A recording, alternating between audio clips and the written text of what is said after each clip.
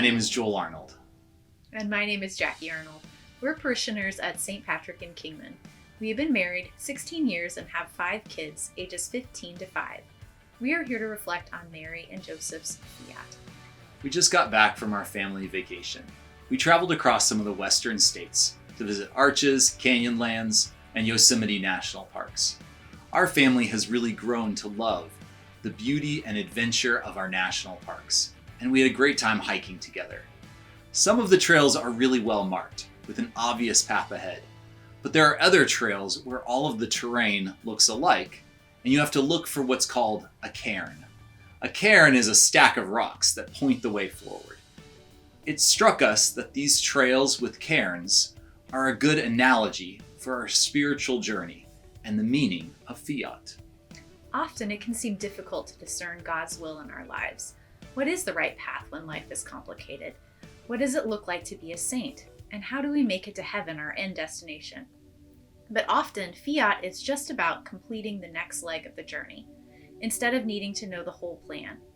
When we say yes to each step, we give an assent of love to the one who planned the trail, knowing that we can trust his planning rather than our own limited outlook.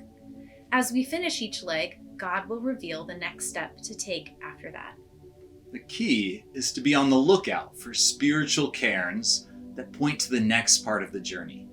Sometimes that cairn might be discovered in scripture, prayer, a book, or a podcast.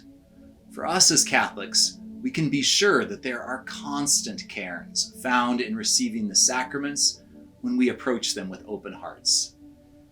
As I was hiking, I kept thinking about this analogy, and I started thinking of the people in my life that have acted as cairns.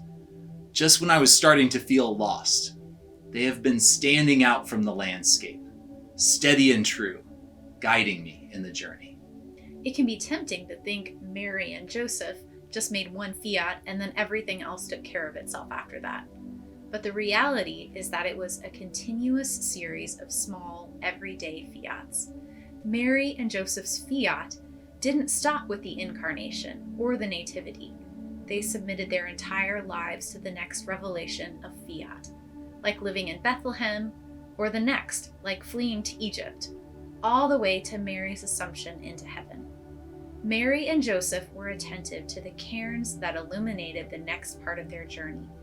They knew that fiat meant saying yes to the next thing because of those cairns, and they trusted and loved the Lord and each other. They knew that God's plan was bigger, more exciting, and more sanctifying than what they could have thought. So what are the cairns in your life? Can you look back in your life and see the signposts of God's grace at work in your story? We invite you to take some time to reflect on the cairns in your life and see how they have led to moments of surrendering fiat to something bigger and more wonderful than you could have imagined.